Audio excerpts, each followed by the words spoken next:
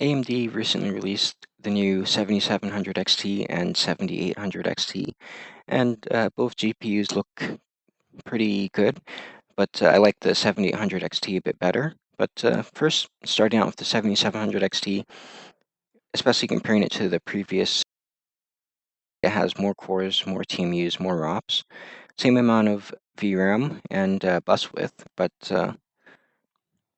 it also comes in a bit cheaper at launch than the 6700 XT, so it's strictly comparing it to the previous previous generation counterpart. It's pretty good value, but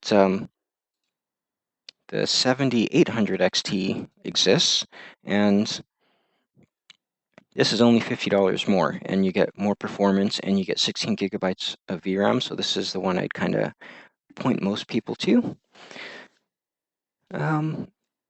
I have a bit of a problem with the name, but I mean, the price is right, so I'm not going to take my pitchfork out over that. It launched at a cheaper price than the 6800 and the 6800 XT.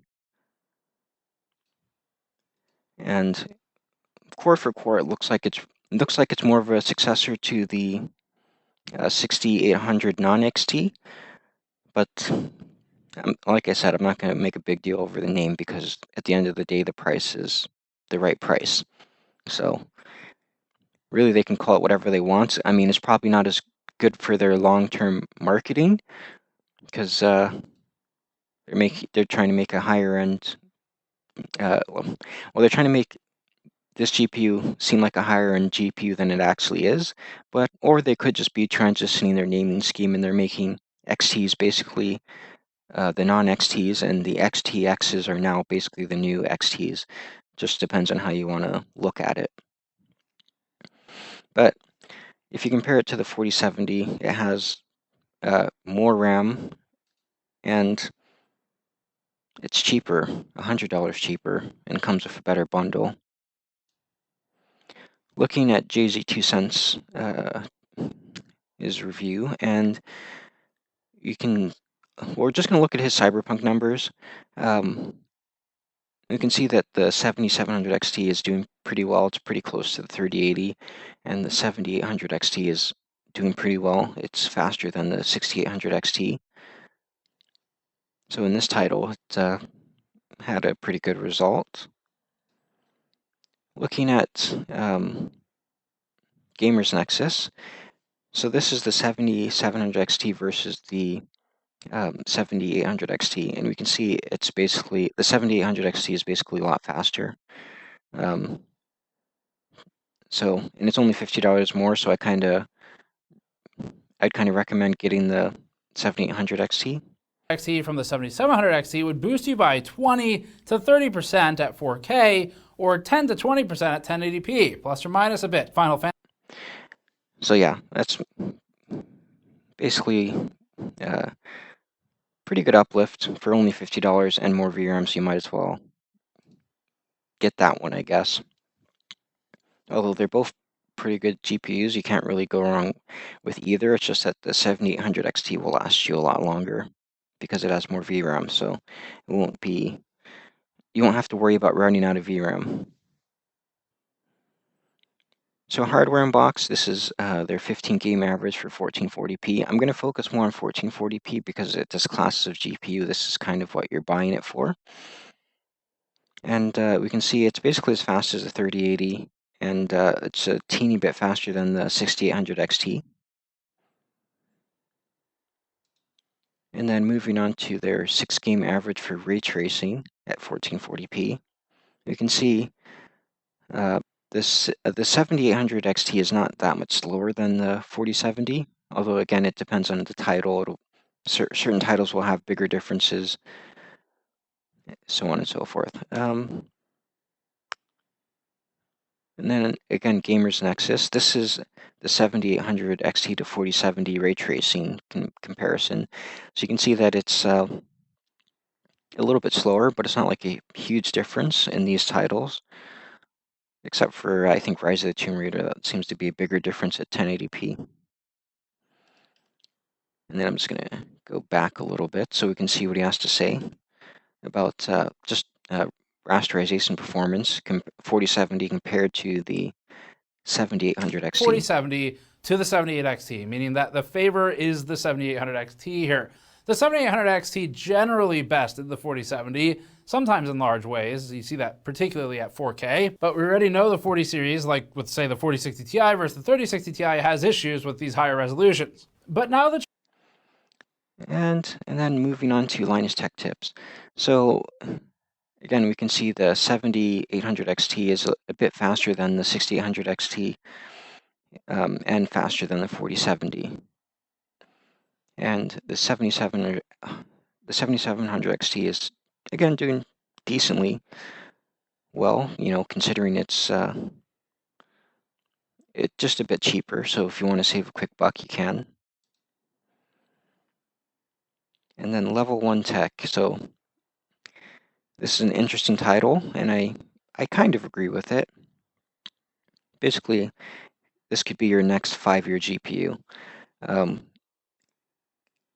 Since it has 16 gigabytes of VRAM, it gives it a bit of staying power, and it has a very good level of general performance. So considering like if new consoles don't release for another 2 years, basically you're going to have 2 years of ultra settings basically for most games, and even when new consoles release, it's going to take a little while for developers to take advantage of that power. I would give it at least like another 2 years, because there's always going to be like a cross-gen period, and especially this time around with the PS4 to like PS5, it's been like an especially long one. So this GPU could last you 4 to 5 years if you're willing to turn down settings a little bit later on. Moore's Law is dead, so the 7800 XT sells out. That's pretty good for AMD, considering like this has been like this year has not been the best year for GPU sales, and selling out at launch is it's pretty rare this year, so they're kind of bucking the trend. Looking at Newegg, we can see they basically sold out of everything for their 7800 XTs. I haven't really looked at the 7700 XT, but the 7800 XT is the one to buy, in my opinion. Looking at the RTX 4070, $599. You get a bundle for a free game that they value at $40, so that's not like super compelling, considering it's $100 more expensive, and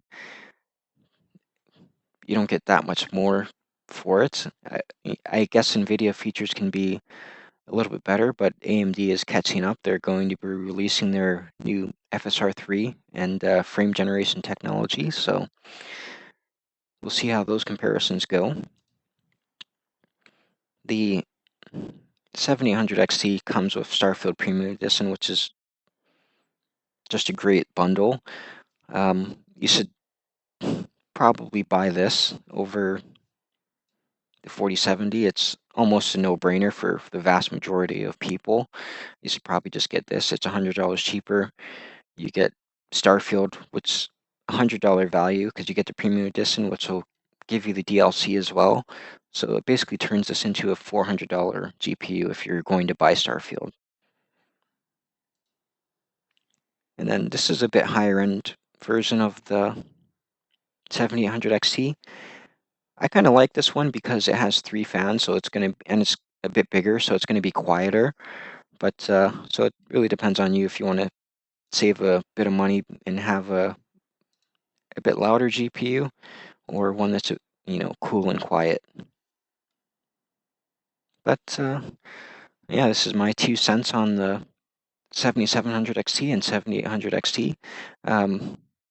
Again, most people should probably just buy the 7800 XT. It's better than the 7700, and in my opinion, better than the 4070 value-wise.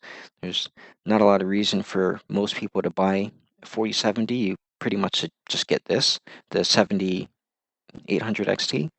But yeah, let me know what you think in the comments. Like, comment, subscribe. I'm going to try to make some other videos soon. All right, see you guys next time.